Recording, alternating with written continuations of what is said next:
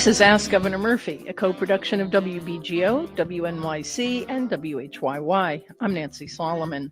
Tonight we'll talk about whether New Jersey, the most densely populated state in the country, needs to cut red tape.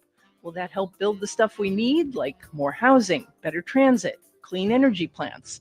Or will it loosen restrictions that stop pollution and take away local control of what your neighborhood looks like?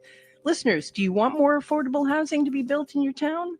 Call us with your questions for the governor at 844-745-8255. We'll also be reading your questions on social media using the hashtag AskGovMurphy. The number again, 844-745-8255. We're joined now by Governor Phil Murphy. Good evening. Good evening, Nancy, on this chilly spring night. Yeah, it is. It was cold all day. Cold all day. But it looks beautiful out there. Beautiful out. Absolutely. So let's dive right into this issue about the cost of housing. It's a problem all across the country, of course, but it's a particular problem in the New York and New Jersey area. Yep. The cost of housing is probably the number one driver of the high cost of living in New Jersey. You said in your budget address that you want to reduce red tape and zoning restrictions so that more housing can be built, and by increasing supply, that would drive down the cost. What do you have in mind exactly? It's one of the big questions before us, right? So it's partly, not entirely, but it's partly a fallout of a really good thing, and that is we're hot. People are coming here. We were top 10 state in the nation from 23 to 24 in terms of per capita population growth. We're in the top half dozen in terms of total bodies. People want to be here. We've got more people employed than ever before, more population than ever before, more businesses in operation than ever before. But with that goes a real strain on the system, and not just housing, but let's focus on housing. But you mentioned roads, transit, school seats, etc. We've done a lot. We need to continue to do a lot. As you said, Nancy, it's not unique to New Jersey, but New Jersey, if it's not the most expensive housing market in the country, it's up there. So there's a package of bills in this particular moment that have been proposed and that we're working with the legislature on. One is to amp up so-called affordable dwelling units, ADUs. This is the apartment that you can put over your garage and have a relative or rent it out. We're looking at loosening parking restrictions, particularly around transit-oriented development, looking at smarter ways to convert stranded assets into housing. And we signed last year probably measured in 4 or 5 decades, the most far-reaching affordable housing law to take it out of the courts and put it into government and a process that's much more streamlined. We've got first-time homeowner buyer's assistant. When Sheila Oliver was still with us, God rest her soul, we had the Affordable Housing Production Fund. Every dollar in the Affordable Housing Trust Fund goes to housing. So we're throwing a lot at it. And again, you alluded to this, you got to be careful at the same time. Most densely populated state in America. So zoning matters. The environment really matters. You can't mess with that. We're probably, with South Florida, the most exposed state or place in America to sea level rise. So you're trying to balance all of these. You want to make this as hot a state as you can for people to come and raise their family and get a job or start their business. All of that's great, but you got to make sure you do it right. So that's a sort of a smattering of some of the things we're doing, and open-minded to other ideas. I've been listening lately to Ezra Klein at the New York Times, columnist and podcaster. Abundance. Yes, his book Abundance. Right. And he talks, it's all about this issue of, and he makes the argument that Democrats are good at getting bills passed and authorizing money, but not at actually getting things built that we need. Whether it's housing, electric charging stations, a functioning train system, those are things here. He talks about in California, 25 years and there's still high-speed rail hasn't been built, even though, the money was allocated long time ago. So let me play a clip of Ezra Klein talking about this issue on PBS.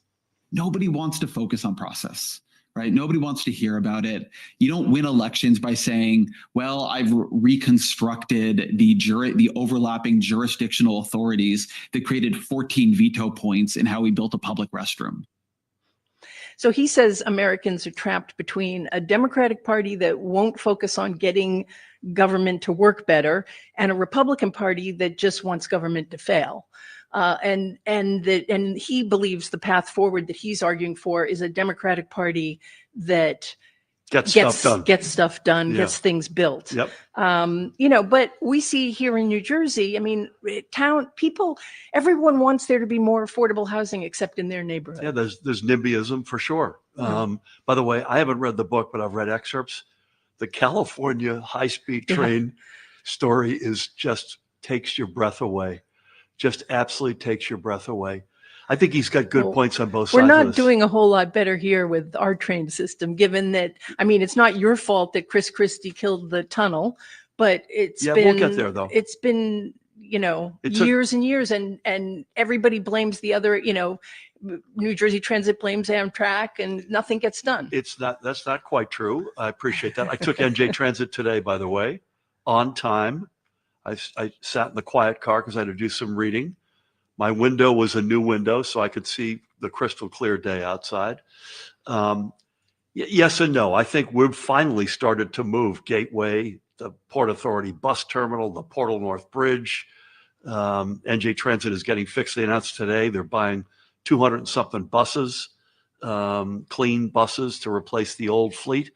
But Ezra's he's got some good points on both sides of this. And again, this is back to the affordable housing question you asked. We need more housing. And I do know there's some NIMBYism with that as well. You got some towns suing over that law that I signed last year. We have a very high degree of legal confidence that we will prevail. And then we're seeing it in Washington right now. You've got, it's a little bit of a caricature, but you've got a fair amount of impulse on the Republican side to just, hey, let's get rid of government. The truth has got to be somewhere in between. One remarkable discussion that we have constantly with the National Governors Association, bipartisan, governors from all across the spectrum, is the passion and unanimity on permitting reform at the federal level, mostly as it relates to energy, kind of agnostic as to whether or not upstream you're a coal guy or an oil and gas, or you want, like we do, offshore wind and solar and clean energy. But the permitting process and reform is something that gathers an enormous amount of common support. I think you'll see in that respect, I just hope they don't go too far. I think the current administration will do they'll chop some wood there. I just hope they don't chop wood at the expense of the environment. That's to me the big challenge. Yeah. And so, I mean, but what's the fix for NIMBYism, for people not wanting affordable housing or more densely populated, for apartment buildings to be built in their neighborhood? So we're living it right now on this law that I mentioned I signed last year, which is the most far-reaching affordable housing law in, I think, at least 40 years, takes this process out of the courts, puts it under our Department of Community Affairs, which is the entity in our government that works with all 565 of our communities. And they're promulgating the rules as we speak. But for those suits, and I forget, a couple or few dozen towns, 400 and something towns are going along with it. That was a really, really hard bill to negotiate. Legislature did a really good job. Our team did a really good job. We did it together. We got there. So we're living progress right now. May not be as fast as people want, but that bill is going to lead to substantially more affordable housing units in New Jersey. You've got some communities that are all in and embracing more apartments. Jersey City has got 30, 50, 70-story residential units, most of them, if not all of them, rental, going up all across Journal Square throughout Jersey City. Other communities, as you rightfully point out, you know what, not so much. So I'm okay with that as long as, on average, the state is building what we need to build. We think, the advocates think this, and there's no reason to think they're not accurate, that we're about 200,000 affordable housing units shy of where we need to be. Now you can't do that in a year or two, but you can. And I think this law will propel us in the right direction. You could have a plan to do that over a period of time. We just celebrated the 50th anniversary of Mount Laurel, the Mount Laurel Doctrine, which is historic. That was a Jersey doctrine that's had national implications. So we're getting there. It's been slower than it should, but we're getting there. And again, Ezra's, I think, has got some good points on both sides. All right, let's go to the phones because we're getting some calls about affordable housing. Corey from Hoboken, you're on the line with the governor. Hey, Corey. Hi, Governor Murphy. Thanks for taking my call. My pleasure. I had a question and a concern around New Jersey's structural integrity and reserves law. So my understanding of it is that we need to have a structural engineer out to look at our building for all multi-unit buildings in the state. And that too, we also have to have a capital reserve study. So my problem isn't really with the first part, but more with the second part. I live in a small 4-unit building. I've received a lot of calls and advertisements from these engineering companies who want to do these assessments, and they want to charge around $10,000 for the assessment, which is a lot for a building our size to take onto our budget. And there's no carve out for buildings like us. And I feel like I'm being told to spend a lot of money to be told that I'm not saving enough. Interesting. So I look at the impact of this and I say this is driving housing costs up. We've got 3 owners in our building and 1 tenant. Our HOA fees are going to have to go up to increase our capital reserves. I already know that. And then we're going to have to pay this extra fee that the state's put on us. So I see this as more red tape and making housing less affordable. And I'm hoping that you could maybe come up with some remediations that could help people who are in a situation like me. Yeah, I mean, that sounds pretty ugly. I've never been asked this question before. It's the first part, the structural integrity, that I've spent some time on over the years, most recently in an apartment building right near the sinkholes in I-80, where we've sent the DCA professionals in now on, I think, multiple occasions to conclude that is still structurally sound. Thank God, as of last report, it is absolutely so. The way you describe it, Corey, doesn't sound terribly pretty. I would like to ask, I've got Tyler and Maggie with me tonight. Let's get Jacqueline Suarez, who's our commissioner in the Department of Community Affairs, to get to Corey within the next 24 hours. Doesn't feel right to me. And it feels like you might be getting picked off here, which is the last thing we need. And to your point, it's an impediment, not an accelerant to getting more housing across the goal line. All right, let's stay with this topic. We've got more calls coming in. We're going to Kim in Oakland. Hey, Kim. Hi, Governor. I'm so excited to speak to you. I was just wondering, I live in a beautiful, very woodsy town, but it was just made very less woodsy when they just cut down an entire forest to build affordable housing. Mm-hmm. I really don't have a problem with this. I was reading Ezra Klein's book, and I'm not into NIMBYism, but I just was wondering if there are any programs to incentivize people to build or retrofit or fix already existing structures. The environment is a very important issue to me. And when you're taking down massive amounts of trees, that leads to all other kinds of things, erosion, runoff, basements flooding, all that kind of stuff. Is there something like that in New Jersey? Yep. That you could do instead of cutting trees down and building from scratch. In fact, there's homes that, need building, need fixing.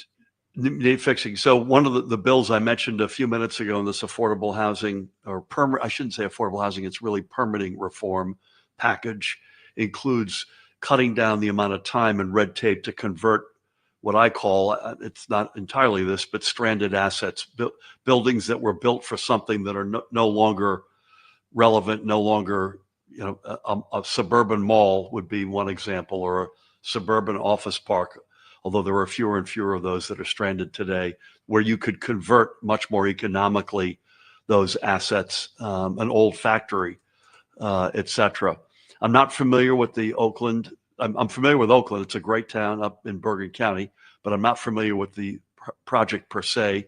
I'm going to ask Tyler and Maggie to get Rob Field to reach out to Kim within the next 24 hours and go over the project. And if we think the kind of the last thing we want to do is mess with the environment, as I mentioned a few minutes ago, we have to get it.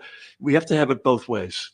We have to, speaking out of both sides of our mouths as a state, you got to find smart ways to get more units to make housing more affordable, but you have to do it in a way that doesn't choke us or choke our environment.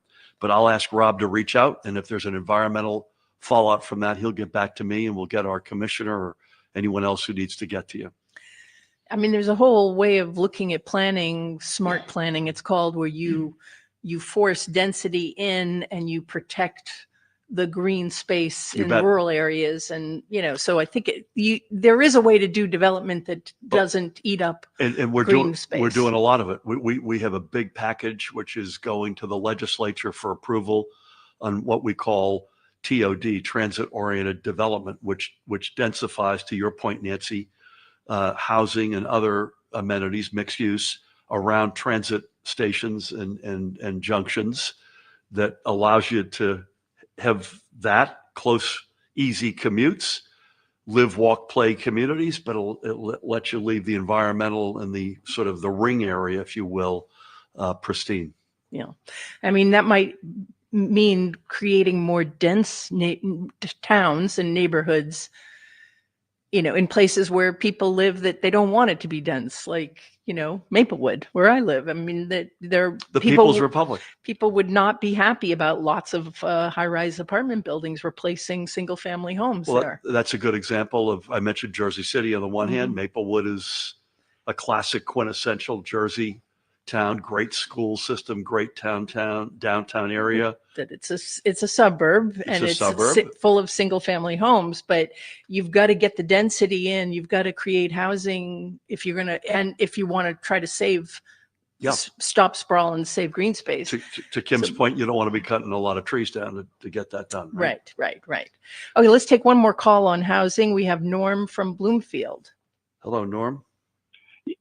Yes. Hi. Good evening, Governor Murphy. Thank you so much for taking my call and answering my question. So my question is, how can the planning and zoning process be more equitable and collaborative rather than combative, especially for overburdened communities affected by redevelopment and infill?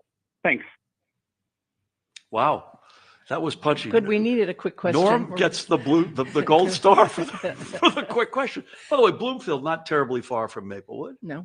Lovely town down the block, right next to Montclair. Norm, I'd take any advice you got. I mean, I read the papers voraciously every day, and I'm down in Monmouth County, so the most local paper I read every day is the Asbury Park Press, and it's literally every day there's some community where they've got a planning or a zoning board meeting, and people are at it hammer and tong. To Norm's point, I think smart laws at the state level, like the affordable housing law that the legislature did a great job getting to us last year, working with us on.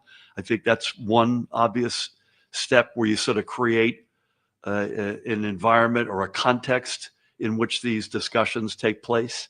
Again, I believe strongly, I'm not a lawyer, but based on all the lawyers, that we're going to prevail on the suits against that bill, and we'll see those rules promulgated, and that'll have a real impact. I would love to get, again, Jacqueline Suarez to reach out to Norm. She's our terrific commissioner in the Department of Community Affairs. By the way, I take any advice you've got.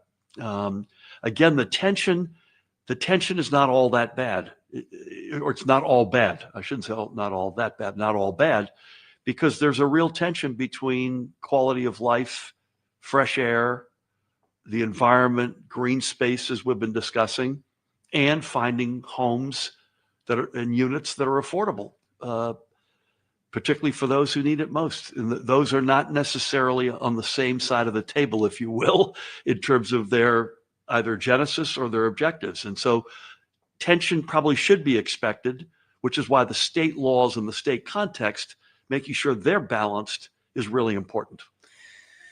Well, and I would add to your list, local control. I mean, everybody loves local control except for their town, but it would be nice to have for the state to have more power to get some stuff done statewide. That is a big topic, which I don't think the jazz music is going to allow us to finish, but amen. You're listening to Ask Governor Murphy. I'm Nancy Solomon. We'll be right back.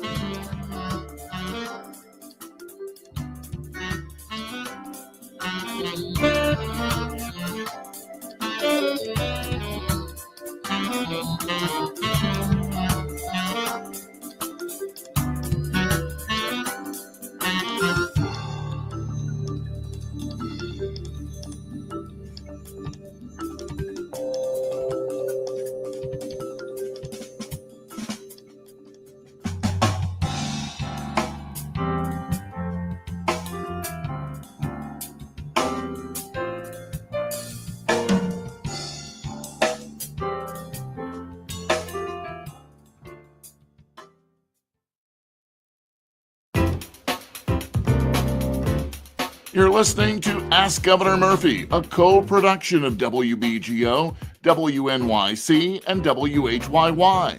Got a question for New Jersey's governor? Call us now at 844-745-8255. That's 844-745-TALK. Pose your question on Twitter or Facebook with the hashtag AskGovMurphy. We're live with the governor. I'm Nancy Solomon, and let's take a couple questions from social. I've been ignoring you, David Matthau of WHYY. What do you have? How could David Matthau be ignored? I was wondering the same thing. Okay. No, I thank you guys. Governor, we have a question from somebody who wants to remain anonymous because they fear retaliation from their employer. Oh, God. The person says, Governor, why is the historically racist and laughably low agricultural minimum wage still being upheld in New Jersey? It's extremely disappointing to see that despite our state's efforts to progressively raise the minimum wage, this discriminatory system is still in place. Why are agricultural workers not entitled to overtime pay like any other hourly worker? Why does the so-called Garden State not value its farmers? I wish I knew who this was, and I can understand their reason for anonymity.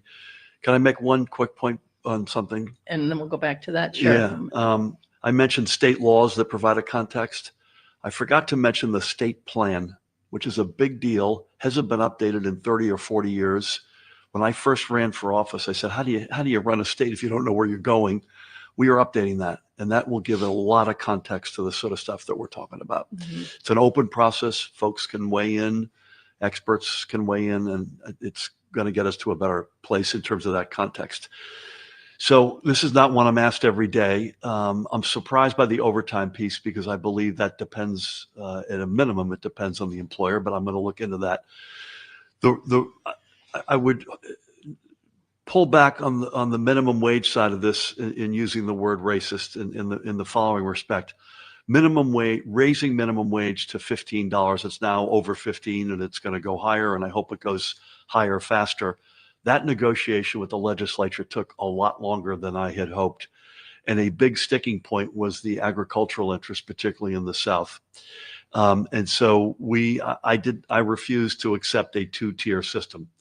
And we do not have a two-tier system. But what we did agree to, otherwise the bill wouldn't have gotten passed, is a longer runway to get to $15 for the agricultural sector than for non-ag. Well, I'll check this out again. I wish I knew who we were talking to here. I believe we've achieved that at this point. So it took I think 2 years longer, as my memory serves me, to get to the $15 minimum wage, but we got there. So I wouldn't call that maybe a variation of the main bill, but the bill doesn't get passed unless we did something in that respect. But we got to $15, a little bit longer. We got there. The Garden State part of our mantra means a lot. The ag sector means a lot. We care deeply about it. And I will ask Tyler, we don't know who to communicate this with, but I want to ask our internal front office team, along with our ag secretary, to look at practices and to make sure that we're being fair and reasonable. We do have an email and a name. But okay, so that's good. They asked to be anonymous. Oh, on the air. Yeah. Perfect. Okay. Okay, good. Tyler, can you, I'd probably do a combination of Dennis Eveloff and Kate McDonald, and then we may want to pull Ed Wigman, our secretary, in as well. So this is a adjacent issue to affordable housing. We're seeing some towns criminalize homeless people. Summit is considering a law that would allow it to arrest people who sleep in public places. Millville, Keyport, Howell, Hamilton have already done so. This follows a Supreme Court decision that allowed a town in Oregon to arrest homeless people. So what do you think about that? I mean, I think you can call this a trend at this point in New Jersey with that number of towns talking about doing this. And Summit's a pretty big town. So are you going to do anything about this? I'm not wild about this, I have to tell you. I mean, I'm not sure it was Summit, but I read a headline that homeless people will be fined. Okay, if you're homeless, by definition, you don't have the money to pay the fine, which is offensive. Yeah. These folks need a holistic answer to their plight at the moment. They need probably immediately shelter. The so-called social determinants of health. Probably you could fill in the blank social determinants of whether or not you have a home or a roof over your head. Are you getting the medical care you need? Are you trained up for a particular, we got a hot economy right now. Are we training folks to meet what they can offer into the opportunities in that economy? Again, I mentioned shelter, healthcare, education or training. That to me is, the most enlightened conversations I've had on this have been with Ras Baraka over the years, talking about how to deal with the homeless issues, particularly in and around Newark Penn Station, and how you can be both humane and also solve the problem. It's, at least in the Penn Station discussion, you can't solve it. You can't flip a light switch without having some kind of shelter. And I just think blaming the person who's homeless is not the way to start this process or conversation. Yeah. So that's my quick reaction. Okay, let's take another call. We have Michael in Maplewood. Maplewood. Hey, Michael. Hello, Governor, and hello, Nancy. It's Maplewood is a great town, and I thank you for taking my call. Governor, I'm concerned about the state trooper hiring. I think that you mentioned on a previous show that you were limited in hiring troopers due to retirement, and you were looking into changing that. I'm concerned on Route 1 and 78 and the Parkway. We've got a lot of speeders out there, and also if somebody has a breakdown, it may take a while for law enforcement or somebody just to come by to see if they can help them. So if I could get an update on that. I do want to compliment, though, the commanders of Homedale and Clinton. I notice when I travel in those areas, I do see a lot more troopers in those sections. Okay. And let me just clarify, I think you are yourself a trooper, is that right? No, Did I get that I'm wrong? in the airline business. But, Oh, okay. I see a lot of screener people wrote you were a speeding trooper. every day going to work. Yeah. Okay. So, Michael, I'm going to ask Colonel Pat Callahan to follow up with you, Tyler and Maggie, if you can help me there. I'm not sure the reference to we only replace those that retire. If I said that, or if it came out that way, that's not the case. In fact, a couple of years ago, we funded in our budget 2 entirely separate trooper classes in 1 year, which had not been done, to the best of my memory, since Governor Kane was in office. My colleagues will correct me if I'm wrong. I believe the proposed budget is a class and a half, which would be like the third time it's ever been over just one class.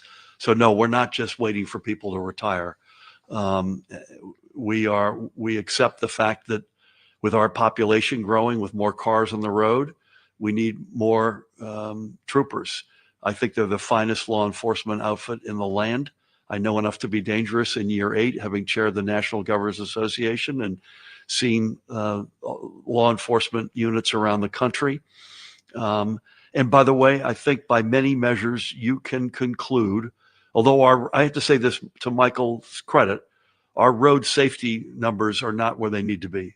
No one can be happy about that. It's frightening out there. It really is. In 2024, the data says that we slipped in a lot of the country.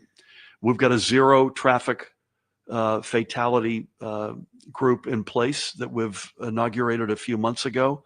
But I don't blame that on the troopers. I think they're out there doing a heck of a job. I will say, as a general matter, I'm now migrating from traffic.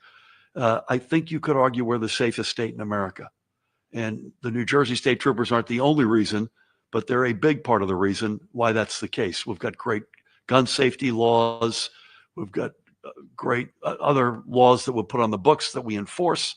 And I give a lot of credit to law enforcement at all levels.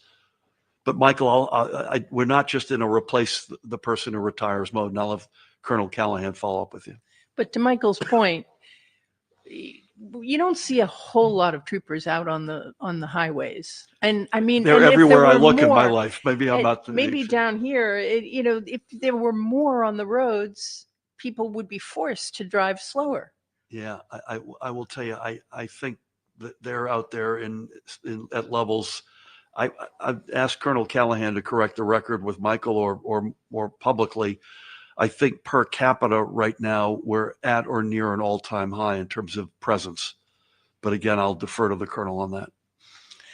Okay, we have another call we're going to take from Ava in, I forget your town, Lebanon. I should Lebanon. remember that because All I right. remember this caller. Hi, Okay. Ava, you're on the line. Hey, Ava. Hi, Ms. Solomon. Hi, Governor Murphy. Yes, this is Ava Joy, 15-year-old president of the class of 2028 at North Hunterdon High School. It was amazing to talk with you in December, and even more amazing that you agreed to visit our school to talk about Vote 16, which allows 16 and 17-year-olds to vote in school board and municipal elections. This is very important to me because as a soon-to-be 16-year-old, I know that people our age are just as involved, if not more involved, in our democracy. I've been doing everything I can to follow up because I promised my classmates, teachers, and administrators you'd come. My mom is a councilwoman in our town, and I've been campaigning with her since I was a baby. And she taught me that real leadership means getting things done and keeping your word. And that's how she's been reelected 3 times. I'm trying to lead like that too. I know it's budget season, but can you please help me keep this promise? A visit to North Hunterdon would be a first and a memory of a lifetime for all of us. And the world really needs a little joy right now. Please and thank you. Amen on the joy point. You did tell her that you would come visit. Okay. I'm not sure why, because we normally do. Normally, our batting average is very high in doing what we say we do. Tyler, that one is from Michelle D'Angelo, and to remind Michelle who schedules my life that she and I need to look at this. The bigger the point that Ava makes, and Ava, God bless you for your leadership. This is a huge passion of ours. Getting 16 and 17-year-olds to vote. I think the first step is in school board elections. By the way, Newark is living it. Right? You betcha. Yeah. Newark is living it, and give them a lot of credit. We were with a famous rapper, Abe Boogie with the Hoodie, in one of the high schools there a couple of weeks ago. I think they registered, Tyler, like over 2,000 16 and 17-year-olds. In a very short amount of time. We worked really well with Newark. We love this idea. I think in a perfect world, 16 and 17-year-olds should be able to vote, period. But let's start with Board of Education. Ava, I give you a lot of credit for leading. And I promise you, I'm going to my team. We'll have a conversation. And if I can get out there, I would love to get out there. So we'll leave it at that. Thank you, Ava. Thanks for the call, Ava. So another question from social, David Matham. Governor, this is a question from Susie in Princeton. She says, Dear Governor, New Jersey has a requirement for sex education programs in the public schools. There has never been a statewide evaluation of the strengths and weaknesses of these programs. In particular, young people who receive them are never asked if the program is of value to them. Is there any way that your Department of Education can do a statewide evaluation which includes input from students? That's a great question. Susie, we talked a lot about this, about Nancy 5 years ago on standards, and remember that period of time? There was a lot of false noise out there about age inappropriate, and we were passionate about age appropriate, and we were able to fight our way through that, and I'm proud of that because it was a lot of political noise. It wasn't factual noise about the education that our kids get as it relates to sex education. But Susie, I love the idea. Maybe Tyler, and Maggie, let's get Kevin Damer to follow up with Susie. Absolutely open to that. I'd love, it seems to me in life, shouldn't you ask if you make somebody go through something? We probably owe them the question, hey, by the way, how was that? Was it worth it? And this should be no exception. I like the idea a lot. So Kevin Damer, who's doing a great job as our commissioner, we'll get him to follow up with Susie and within the next 24 hours, and we'll take it from there. So going back to the issue of getting stuff built, that is also one of the problems behind soaring electricity costs, because the operator of the regional grid, as you well know, PJM, hasn't approved enough energy projects that can then join the grid, and they haven't approved especially enough clean energy projects. And without the growing supply, that is spiking costs. Yep. So I've heard from many environmental groups who say that the central problem is that PJM PJM, allows the utility companies to vote on who gets access to the grid, which is basically the foxes watching the hen house, because the utilities are essentially fossil fuel companies and they're blocking new clean energy programs or projects from coming online. Do you agree with the environmentalists? Is that a fair assessment of the problem as you see it? It may be. I know PJM is the central problem here. They may not be the only problem. I'll give you a couple others, but they are the central problem. I asked my team to tell me what's the backlog. 1,600 projects. Come on, guys. Yeah. We're getting crushed by this. In fact, I'm in the process of calling in the heads, the top folks at PJM into my office, and we're going to have a tough discussion. I think the environmental— It sounds like maybe some reform of the process is needed. That's, by the way, tough discussion. Also, in fairness to them, doesn't mean I'd like to hear from them. In a perfect world, what would they like to see? And by the way, the environmentalists as well. But this is, let me talk about other culprits here. Pushing off offshore wind is flat out stupid. Mm-hmm. Let's put aside it's clean. Let's put aside it's thousands of building trades jobs. It's 11.5 gigawatts in our program, which is, folks may not get that, 2 million homes could get powered by this. The last thing we should be doing, if we've got a supply-demand imbalance, is taking a big supply lane off the table. And I can't tell you how frustrated I am with Washington on that front. Now, I also want folks to know that we are looking in the mirror ourselves to see what else we could be doing to address costs, to deliver relief within the four walls of New Jersey. Got nothing to report tonight, but that's something that we're looking very, very hard at. And we're turning over every stone. But PJM is center stage on the problem right now. And it's probably the number of projects, which I refer to. It's probably also, Nancy, to your fair point, the way that they go about doing business and approving projects. But the current state of affairs is completely and utterly unacceptable. By the way, I was just told by one of my colleagues, when we came into office versus today, state troopers are up 22% overall. Okay. So with those extra classes we put in are paying off. Okay, let's squeeze in a quick question before we go to another break. We have Brian from Cranberry on the line. Hello, Brian. Oh, hello, Governor Murphy. Thanks for taking my call. My name's Brian, and I'm a New Jersey public school teacher. First, I'd like to thank you for your efforts to fully fund the teachers' pension plan. I don't think enough New Jersey teachers realize that you've put more money back into our pension fund than the last 6 New Jersey governors combined. So thank you for that.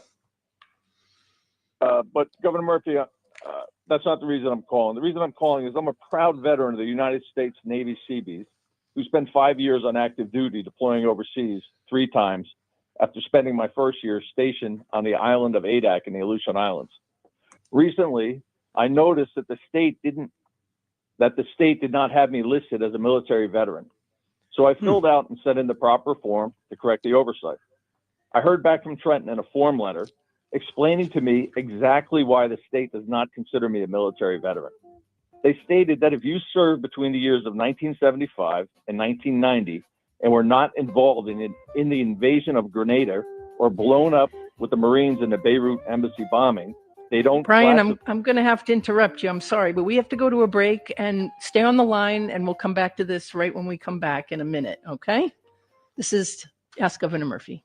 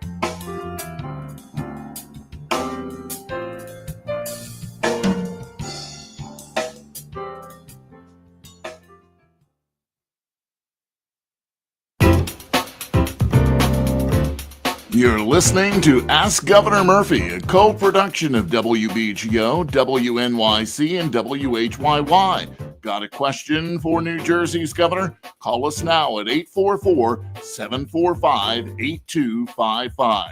That's 844-745-TALK. Or pose your question on Twitter or Facebook with the hashtag AskGovMurphy. We're live with Governor Phil Murphy. I'm Nancy Solomon, and we're talking with Brian from Cranbury, New Jersey, about you're a teacher, but you're also a veteran, and you're having trouble with your veterans benefits over, explain again, some kind of identification of how you are defined as a veteran? Yes. Go ahead. I heard back from Trenton in a form letter explaining to me exactly why the state does not consider me a military veteran. They stated that if you served between the years of 1975 and 1990 and were not involved in the invasion of Grenada or blown up with the Marines in the Beirut embassy bombing, they don't classify you as a veteran. There's also a similar policy in place for the period between the end of the first Gulf War and 9/11.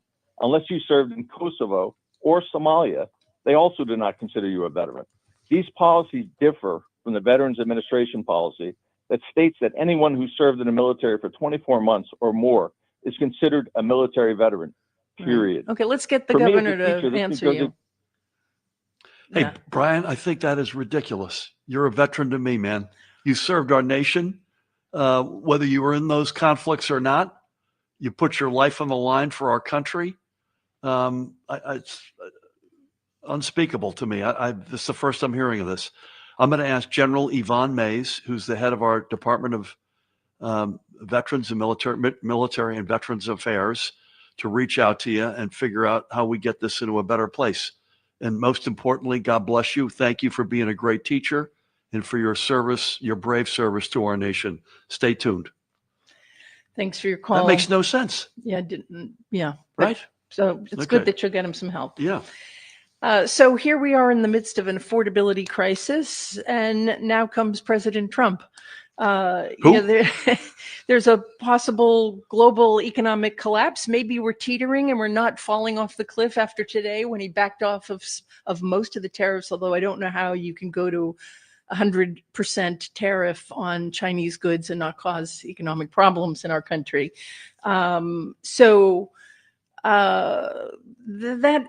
We know that we're going to see problems with our economy, loss of jobs. But let's talk about what does it mean for the state budget, for state government? Like, what's your role in this? Seeing what President Trump was doing with the tariffs.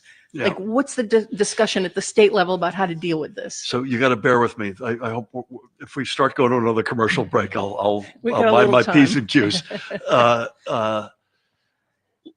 There are two themes in this administration. I'm going to put aside cruelty on immigration policy to people who have done nothing wrong, who are here legally, waiting for their case or asylum case to be adjudicated. In other words, if it's been adjudicated, it was negative, they're asking you to leave, you're not going to get support from me. You got to leave. If you've committed a serious crime, you got to go. I get that. I'm going to put that whole thing aside. There are two themes right now, broadly speaking: government efficiency and a trade imbalance and the jobs that are lost as a result of the latter. Do we raise your hand if you want more government efficiency? Sign me up. I want that. I thought one of the silver linings of this last election was, well, Elon Musk and these other guys, they're billionaires, they're tech folks. We're going to learn something from this. Likewise, NAFTA was the first act of what should have been a 2-act play. And it turns out everybody went home in intermission, meaning, okay, I get it. You want to have a free trade zone, but you need a part 2 to that. You need reindustrialization, retraining of the workforce, largely union workforce, overwhelmingly upper Midwest, because you still want to make stuff in America. And we never got to that second act, and shame on us. So I can't argue with the thematics of more efficiency and let's manufacture more stuff in America. But the execution, Nancy, this is the Marx Brothers. and I'm dating myself for most listeners. You don't do it this way. Now on tariffs, they're whipsawing back and forth. The Dow Jones was up 3,000 points today. That's never happened before. We've also never lost the amount of value in that index among Thursday, Friday, and Monday and Tuesday of this week. Let's everybody calm down. Let's get adults in the room. The objectives of a smarter, more efficient government is a good one. How do we get there? We're training 61,000 employees in generative artificial intelligence, not to replace them, but to upskill them. Have AI do the mundane stuff so they can do the value-added stuff that they've long wanted to and haven't been able to. I'm all in for that. More manufacturing. We're working with the legislature, by the way, bipartisan, I'm happy to say, to try to get a big onshoring manufacturing bill passed to incent more manufacturing in New Jersey. If the tariffs go forward, I've been saying for the past several weeks, I believe he would try to find, he's a smart guy, he would try to find a quote unquote fig leaf to say, I accomplished X and now I'm going to back off of most of this. His fig leaf, as you rightfully pointed out, is a very large one because it's an over 100% tariff on the largest manufacturing economy in the world, where we've got a big dependence. I hope parenthetically that the reaction from China is within a realm here. You could see them getting aggressive on things like Taiwan, not just in the economic sphere. I hope that doesn't happen, but you could see indirect collateral damage here. If tariffs were to go through across the board, and maybe the Chinese market is enough, it's inflationary.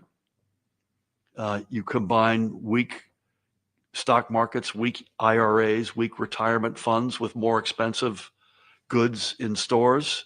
That's a problem. It probably slows the economy down. Again, these are tariffs across the board. I think what he said today, if that were the end state and assuming we could negotiate some more common ground deal with China, my guess is we're able to skate through, but this could lead to a recession. You asked about the budget. None of that's good. No state in America has enough money to make up for the federal government. So that's something we're watching very closely, but we can't back and fill the feds. We haven't even spoken about freezing mental health, opioid money, higher education money, K through 12 infrastructure money, projects that are getting frozen in midstream. We haven't even gotten to Medicaid, which is a potentially multi-billion-dollar. There's just too much volatility. I get some of the objectives. Let's get the adults in the room to advise the president on how he gets his objectives, but he gets it in a way that's American, that's fair, that's smart. And right now I'm worried. And is there anything that you as the governor of New Jersey can do to, shield people of this state from the harm that the tariffs could cause? I mean, I know we can talk in a minute about the budget, but I'm just about tariffs. Yeah, I mean, Canada is like for 36 other American states, is our number one trading partner.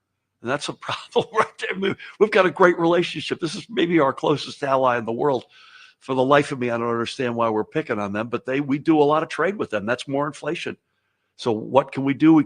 I mentioned this bill, $500 million incentive to onshore manufacturing. We're in the middle of a lot of really good conversations about companies moving here, consolidating, companies that are already here, consolidating their operations here. We'll do what we can. We've got, per the earlier Dave question from social media, minimum wages at an all-time high. I'd love to see that go higher. But this is hard. When the federal government is as volatile as it has been in the past several months, there's only so much you can do. We'll do everything we can, but there's only so much you can do to push back on this. And by the way, that also, I should say, using our bully pulpit as we are right now, talking to the folks in the Trump administration, doing what we can to add value. I'm a former diplomat. I'm a former banker. Hopefully have some credibility in those discussions. We'll see. Have you reached out? Yeah, we speak to them all the time. I haven't spoken to the president of late, but we speak to his administration a lot. a lot lately with Secretary Duffy on I-80. We haven't talked about sinkholes Yeah. lately, or he's a New Jersey resident, so that he's got a perspective. Well, we saw, was it just last week with Cory Booker talking for 25 hours in How the did he Senate? do that without going to the restroom? He fasted. Yeah, I said that. That would not have mattered with me. I just want to say that on the record. But are you thinking about doing anything that is more of a, you talked about the bully pulpit. Yeah. I mean, obviously you talk to reporters all the time, Yep. but are you thinking about doing anything that is more inherently political to rally people against what's going on? Yeah, you saw a lot of, if you're a Democrat, if you're an American, by the way, this isn't even partisan. If you care about our country, what we stand for, our values, particularly for those who need government the most, the rallies around the country on Saturday, we were at a conference with Democratic governors, by the way, strategizing, was really heartening. The turnout around the country, including in New Jersey, was really incredible.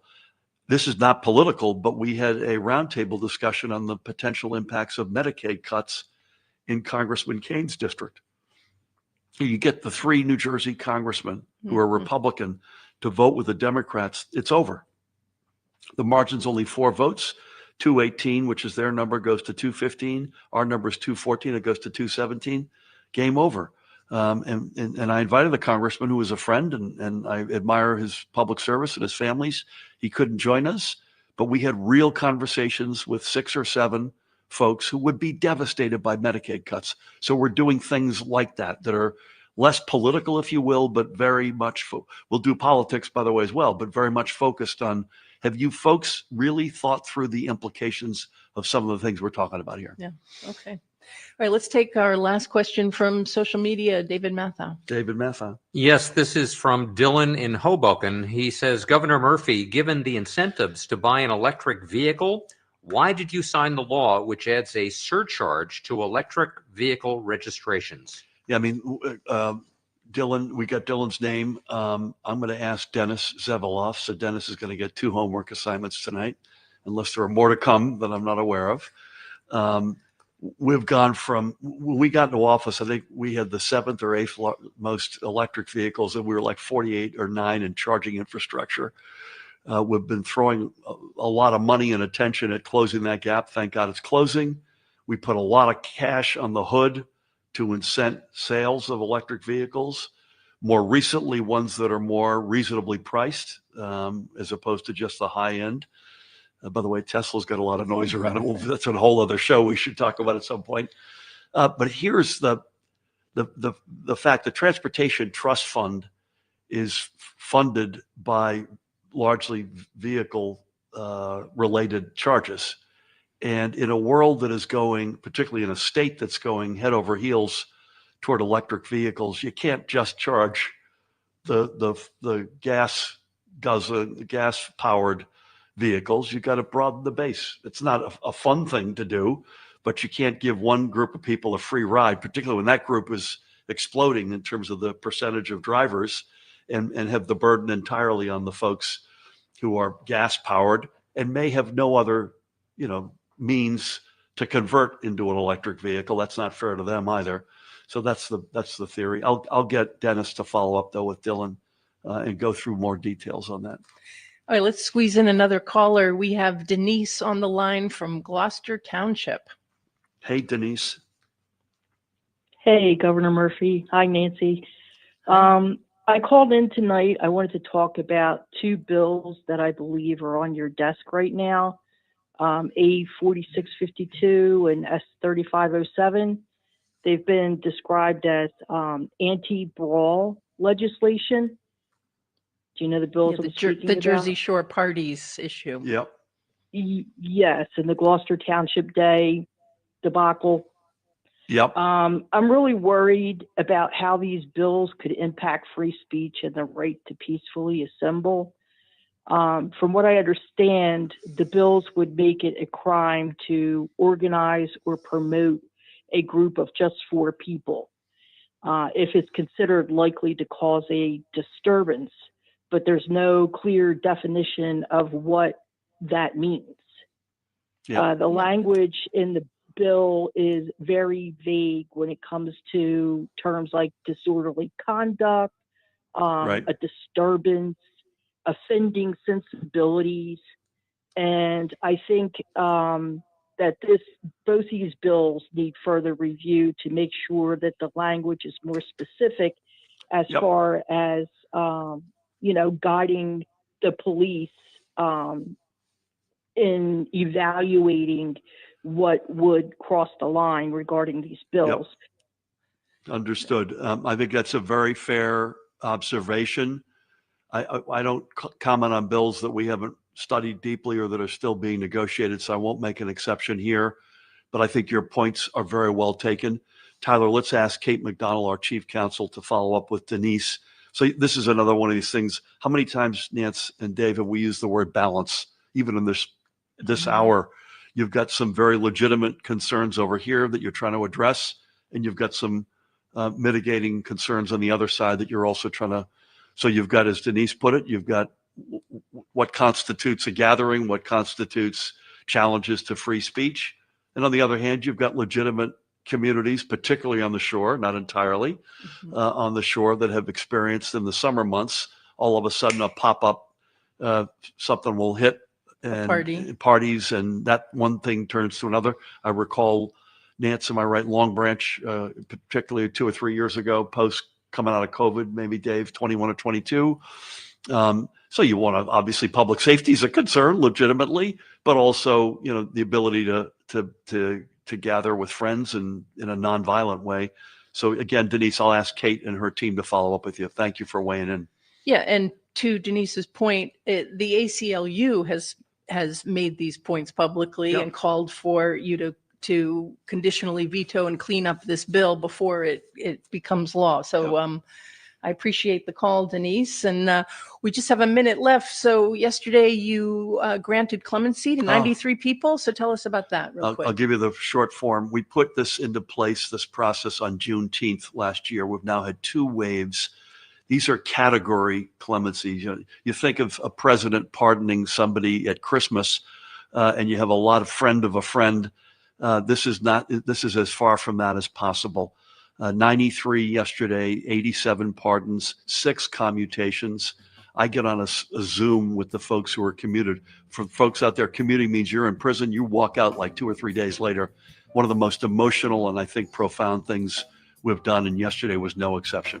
Okay. Thank you very much. You've been listening to Ask Governor Murphy, a co-production of WBGO, WHYY, and WNYC. I'm Nancy Solomon. Thanks for listening.